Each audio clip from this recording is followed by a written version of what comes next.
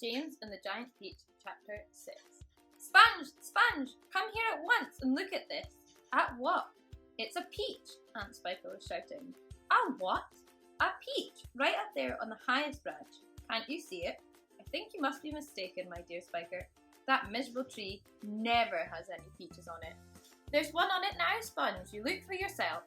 You're teasing me, Spiker. You're making my mouth water on purpose when there's nothing to put into it. Why, that tree's never had a blossom on it, let alone a peach. Right up there on the highest branch, you can say. I can't see a thing. Very funny, ha ha, good gracious me. Well, I'll be blowed. There really is a peach up there. A nice big one too, Aunt Spiker said. A beauty, Aunt Sponge cried out. At this point, James slowly put down his chopper and turned and looked across at the two women who were standing underneath the peach tree. Something is about to happen, he told himself. Something peculiar is about to happen any moment. He hadn't the faintest idea what it might be, but he could feel it in his bones that something was going to happen soon. He could feel in the air around him, in the sudden stillness that had fallen upon the garden. James tiptoed a little closer to the tree.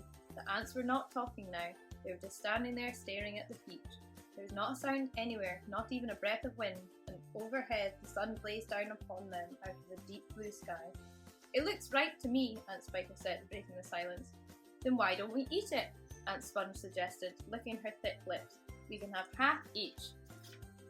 Hey you, James, come over here at once and climb this tree. James came running over. I want you to pick that peach up there on the highest branch, Aunt Sponge went on. Can you see it? Yes, Aunt Sponge, I can see it. And don't you dare eat any of it yourself. Your Aunt Spiker and I are going to have it between us here and now, half each. Get on with you. Up you go.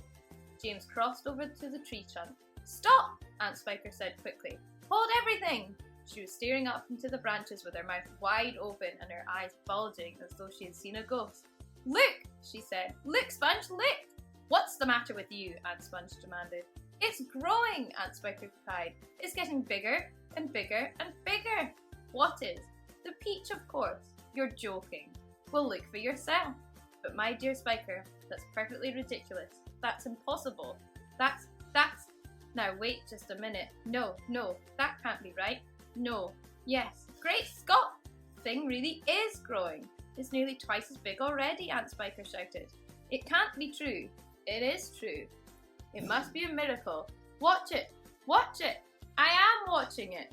Great heavens alive! Aunt Spiker yelled. I can actually see the thing bulging and swelling before my very eyes. Chapter 7.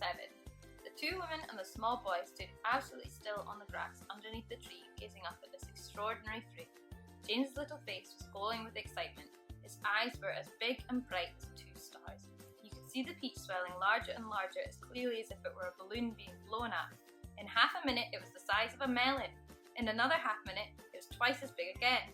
Just look at it growing, Aunt Spiker cried. Will it ever stop? Aunt Sponge shouted, waving her fat arms and starting to dance around in circles. And now it was so big, it looked like an enormous butter-coloured pumpkin dangling from the top of the tree. Get away from that tree trunk, you stupid boy! Aunt Spiker yelled. The slightest shake and I'm sure it'll fall off. It must weigh 20 or 30 pounds at least. The branch that the peach was growing upon was beginning to bend over, further and further because of the weight. Stand back! Aunt Sponge shouted. It's coming down! The branch is going to break! But the branch didn't break. It simply bent over more and more as the peach got heavier and heavier, and still it went on growing. In another minute, this mammoth fruit was as large and round and fat as Aunt Sponge herself probably, and probably just as heavy. It has to stop now, Aunt Spiker yelled. It can't go on forever. But it didn't stop. Soon it was the size of a small car and reached halfway to the ground. Both ants were now hopping around and round the tree, clapping their hands and shouting all sorts of silly things in their excitement. Hallelujah! Aunt Spiker shouted. What a peach! What a peach! Terrifico! Aunt Sponge cried. Magnifico! Splendifico! And what a meal! It's still growing. I know. As for James, he was so spellbound by the whole thing that he could only stand and stare and murmur quietly to himself. Oh, isn't it beautiful? It's the most beautiful thing I've ever seen. Shut up, you little twerp! Aunt Spiker snapped, happening to overhear him. It's none of your business. That's right, Aunt Sponge declared. It's got nothing to do with you whatsoever. Keep out of it. Look, Aunt Spiker shouted. It's growing faster than ever now. It's speeding up. I see it, Spiker. I do. Bigger and bigger grew the peach, bigger and bigger and bigger. Then at last, when it had become nearly as tall as the tree that it was growing on, as tall and wide, in fact, as a small house, the bottom part of it gently touched the ground, and there it rested. "It can't fall off now," Aunt Sponge shouted. "It's stopped growing," Aunt Spiker cried. "No, it hasn't." "Yes, it has. It's slowing down, Spiker, it's slowing down, but it hasn't stopped yet. You watch it." There was a pause. "It has now. I believe you're right. Do you think it's safe to touch it?" "I don't know. We'd better be careful." Aunt Sponge and Aunt Spiker began slowly walking round the peach, inspecting it very cautiously from all sides.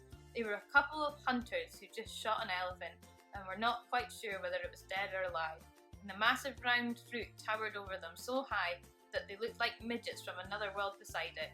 The skin of the peach was very beautiful, a rich buttery yellow with patches of brilliant pink and red. Aunt Sponge advanced cautiously and touched it with the tip of one finger.